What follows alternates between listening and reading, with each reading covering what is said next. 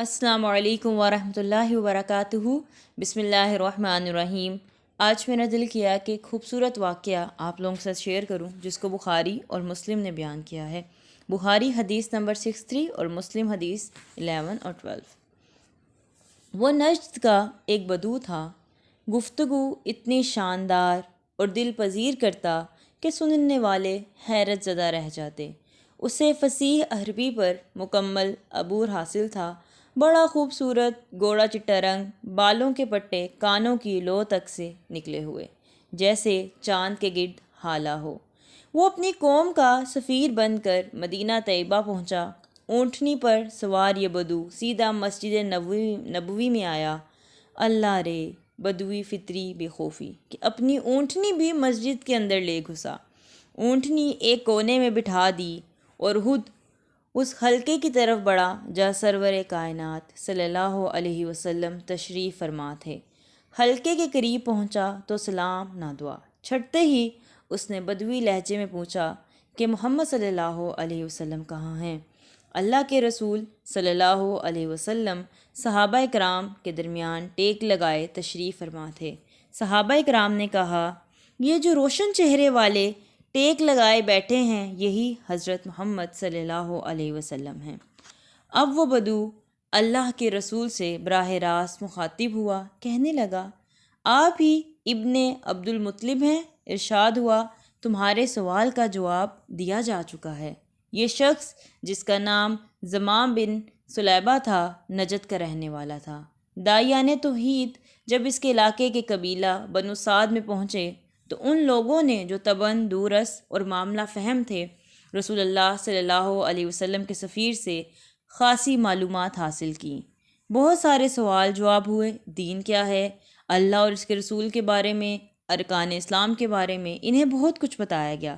تو انہوں نے سوچا کیوں نہ اپنا ایک نمائندہ مدینہ بھیجا جائے جو بالمشافہ گفتگو کرے اور ان باتوں کی تصدیق کرائے۔ چنانچہ انہوں نے باہم مشورے کے بعد ایک نہایت سمجھدار اور ذہین و فطین شخص زمام بن سلیبہ کو مدینہ بھیجا۔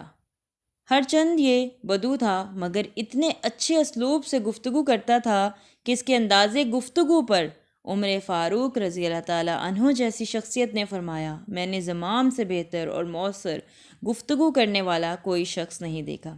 زمام نے کہا، اللہ کے رسول، میں قبیلہ بنی سعد بن بکر سے تعلق رکھتا ہوں، میرا نام زمام بن سلیبہ ہے، میری قوم نے چند باتوں کی تحقیق کے لیے مجھے آپ کے پاس بھیجا ہے، میں بدو ہوں، میرا لب و لہجہ اور انداز گفتگو کی شدت کو محسوس نہ فرمائیے گا۔ ارشاد ہوا، جو انداز گفتگو چاہو اختیار کر لو، میرے دل میں ہرگز کوئی میل نہیں آئے گا، تم بے تکلف ہو کر اطمینان سے بات کرو۔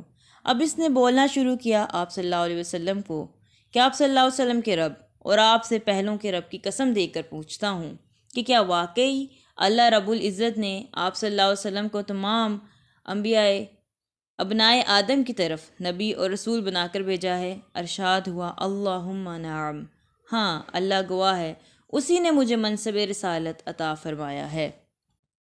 اس نے کہا، میں آپ صلی اللہ علیہ وسلم کو اللہ کی قسم دے کر پوچھتا ہوں، کیا واقعی آپ صلی اللہ علیہ وسلم کو اللہ نے حکم دیا ہے کہ دن اور رات میں 5 مرتبہ نماز ادا کریں؟ ارشاد ہوا، اللہ کی قسم حقیقت یہی ہے۔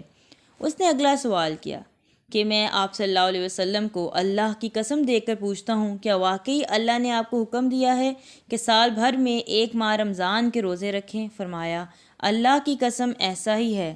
زمام نے مزید کہا، میں آپ صلی اللہ علیہ وسلم سے اللہ کی قسم دے کر پوچھتا ہوں کہ کیا واقعی اللہ نے آپ صلی اللہ علیہ وسلم کو حکم دیا ہے کہ عمرہ سے صدقہ یعنی زکوٰۃ لے کر فقراء میں تقسیم کر دی جائے؟ اللہ کے رسول صلی اللہ علیہ وسلم نے ارشاد فرمایا، ہاں بالکل ایسا ہی ہے۔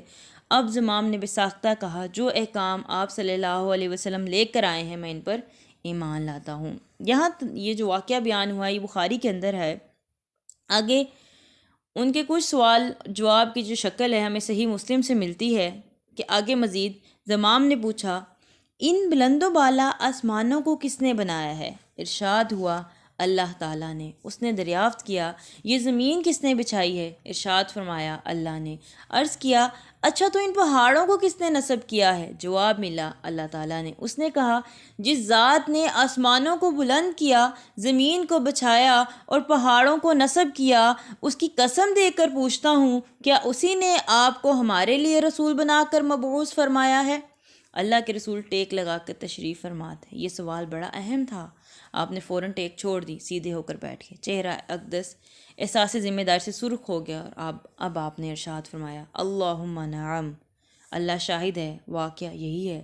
پھر اس نے ارکان اسلام کے بارے میں کچھ سوالات کیے، کلمہ شہادت پڑھا، مسلمان ہونے کے شرف سے مشرف ہوا اور کہنے لگا اللہ کی قسم جو کچھ آپ صلی اللہ علیہ وسلم نے ارشاد فرمایا میں اس میں کوئی کمی کروں گا نہ اضافہ۔ پھر وہ مجلس سے اٹھا اور واپس چلا گیا۔ اللہ کے رسول صلی اللہ علیہ وسلم اسے شفقت باری نظروں سے واپس جاتا دیکھ رہے تھے۔ آپ صلی اللہ علیہ وسلم نے اسی عالم مسرت میں صحابہ رضی اللہ تعالیٰ عنہم سے ارشاد فرمایا من سرہ ان ینظر الی رجل من اہل الجنت فلینظر الی ھذا، جو یہ چاہتا ہے کہ کسی جنتی کو دیکھے تو وہ زمام بن سلیبہ کو دیکھ لے۔ یہ واقعہ بہت اہم تھا اور اس میں ہمیں بہت سارے اسباق ملتے ہیں۔ اس میں پہلا سبق یہ دیکھیں کہ بدو جو ہیں دین کی تعلیم کے لیے اور تصدیق کے لیے کہاں سے کہاں تک سفر کر کے آ گئے، تو ہم کیوں دین کے لیے نہیں نکلتے اور ہم دین کو کیوں نہیں پڑھنا چاہتے، ہم سفر کیوں نہیں کرتے۔ دوسرا، انہوں نے سوالات پوچھے، تو سوال علم حاصل کرنے کے لیے بہترین طریقہ ہے کہ جتنے آپ سوال کریں گے۔ اچھا یہ ایک یاد رکھیں، سوال وہ نہیں جو کسی کو تنگ کرنے کے لیے ہوں، کسی کو نیچا دکھانے کے لیے ہوں، اپنے علم میں اضافے کے لیے یا اپنی سوچ اور عقل کو کھولنے کے لیے سوالات کرنا بہت ضروری ہے۔ تو انہوں نے سوالات کیے اور آپ صلی اللہ علیہ وسلم کا رویہ دیکھیں کہ کوئی شکن نہیں آئی، کوئی غصہ نہیں آیا، تحمل سے جواب دیتے رہے، ایون کہ ان کے اس عذر کو بھی قبول کیا کہ میری آواز، میرا لہجہ سخت ہے۔ اگر ہمارے ساتھ کوئی اونچا بول اور ہمیں پتہ بھی ہوتا ہے اس کی آواز اونچی ہے، وہ ہم سے بدتمیزی نہیں کر رہا، تو ہمارا رویہ کیا ہو جاتا ہے؟ ہم فوراً سے غصے میں آ جاتے ہیں۔ تو دین ہمیں دیکھیں صبر سکھاتا ہے کہ رسول اللہ صلی اللہ علیہ وسلم کا جو طریقہ ہے تعلیم دینے کا ہے وہ کتنا منفرد ہے کہ آپ عذر بھی قبول کریں اور اتنے بڑے درجے پہ ہونے کے باوجود اس شخص کے سوالات کو بھی قبول کر رہے ہیں اور جواب بھی دے رہے ہیں، ورنہ ہم سے کوئی چھوٹا سوال کرے تو ہم شان کے خلاف سمجھتے ہیں۔ اور اس شخص کی دیانتداری دیکھیں کہ سوال کتنی نیت سے پوچھ رہا ہے اور جیسے جواب ملتا ہے تو نیت کے ساتھ اسلام قبول کر لیا۔ تو اسے پتہ چلتا ہے کہ جب آپ کو کوئی چیز سمجھ آ جائے تو اس کو فوراً قبول کر لیا جائے، نہ کہ اس میں بہانے بازی کی جائے۔ اس شخص کو جنتی کیوں کہا گیا؟ ایک تو اس نے دین کا علم لیا، آپ صلی اللہ علیہ وسلم سے پوچھا، تصدیق کی، ایمان لے آیا، اور پھر کیا کتنی اہم بات کی نا کہ نہ کمی کروں گا نہ زیادتی کروں گا۔ ہم کیا کرتے ہیں دین میں اپنی مرضی سے کمی بھی کرتے ہیں، زیادتی بھی کرتے ہیں، جب دل کیا تو لے لیا، جب دل نہ کیا تو چھوڑ دیا۔ تو دین تو وہی ہے نا جو اصل شکل میں رسول اللہ صلی اللہ علیہ وسلم نے ہم تک پہنچائی اللہ کے حکم سے، جو اللہ نے بھیجا، تو ہم اس میں کمی اور زیادتی نہیں کر سکتے۔